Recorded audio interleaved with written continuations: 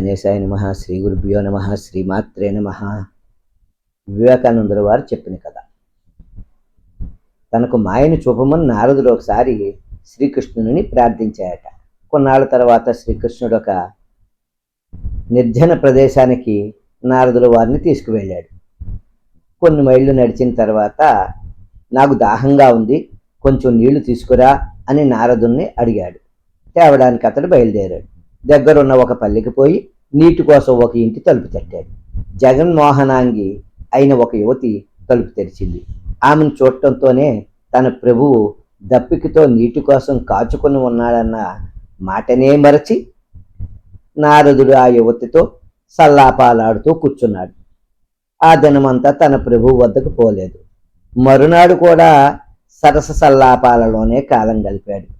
ఈ ఇష్టాగోష్ఠులు సాగే కొద్దీ వారిద్దరి మధ్య ప్రేమ జనించి ఆమె తండ్రి అనుమతితో పెళ్ళాడి 2 బిడ్డలను కన్నారు. 12 ఏళ్ళు ఇలా గడిచాయి. మామ మరణించాడు. ఆస్తి అంతా వాళ్లకు సంక్రమించింది. భార్య, బిడ్డలు, భూములు, పశువులు మొదలుగా గల సంపదంతా అనుభవిస్తూ నారదుడు ఎంతో సుఖజీవనం చేస్తున్నాననుకున్నాడు. ఇలా ఉండగా దగ్గరే ఉన్న ఏరు ఒకటి పొంగి మహాప్రవాహమై గ్రామాన్ని ముంచేసింది. ఇళ్ళు కూలిపోయాయి. ప్రవాహం మానవులను, పశువుల్ని ముంచేసింది. అన్నీ కొట్టుకుపోయాయి. అంతా ప్రళయ జలరాశిలో చిక్కి తెప్పలు తేలుతున్నాయి. నారదుడు ప్రాణాలు దక్కించుకోవడానికై పారిపోవలసి వచ్చింది. భార్యని ఒక చేత్తో, 2 బిడ్డల్ని ఒక చేత్తో పుచ్చుకుని భుజంపై ఒక బిడ్డను ఎక్కించుకుని అతడు ఆ మహాప్రవాహాన్ని దాటుతూ ఉన్నాడు. కానీ ఆ ప్రవాహ ఒరవడికి పట్టు తప్పి భుజం మీద ఉన్న బిడ్డ జారి కొట్టుకుని పోయాడు. నిరాశాగ్రస్తుడై నారదుడు విలపించాడు. ఆ బిడ్డను కాపాడుకునే యత్నంలో ఉండగా చేతిలో ఉన్న బిడ్డలు జారిపోయారు. చివరికి భార్య కూడా యావచ్చక్తితో పట్టుకుని ఉన్న ఆగక ప్రవాహం వాతపడింది. నారదుడు గట్టిపై పడి ఘోర శోకావేశపరుడై ఏడుస్తూ మొత్తుకుంటూ ఉన్నాడు. వెనక నుండి మృదుస్వరంతో, కుమారా, ఏవి నీళ్లు తెస్తానని వెళ్ళావు? నీ రాకకై నిరీక్షిస్తున్నాను. 30 నిమిషములు దాటింది అనే మాటలు వినపడ్డాయి. 30 నిమిషములేనా అని నారదుడు ఆశ్చర్యంతో అడిగాడు. అతడి మానసంలో 12 ఏళ్ళు గడిచాయి. కానీ ఆ చరిత్ర అంతా జరిగింది 30 నిమిషములలోనే. ఇది మాయా. ఈ మాయ ఏదో ఒక రూపంలో మనల్ని అందరినీ ఆవరించుకుని ఉంది.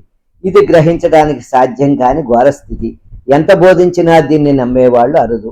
అన్ని దేశాల్లోనూ ఇంతే. స్వానుభవం చేత కనుగొంటే తప్ప మానవులది నమ్మజాలరు. దీనికి అర్థమేమి? ఇదంతా నిరర్ధకం కాబట్టి ఘోరమని. అన్నింటికీ కాలం తీరుతుంది. కాలం అన్నిటినీ శిక్షిస్తుంది. ఏదీ దాన్ని ప్రతిఘటించలేదు. పుణ్యాత్ములను, పాపాత్ములను, భూపులను, కాపులను, సురూపులను, కురూపులను అందరినీ అది మింగివేస్తుంది. ఎవ్వరినీ విడువదు.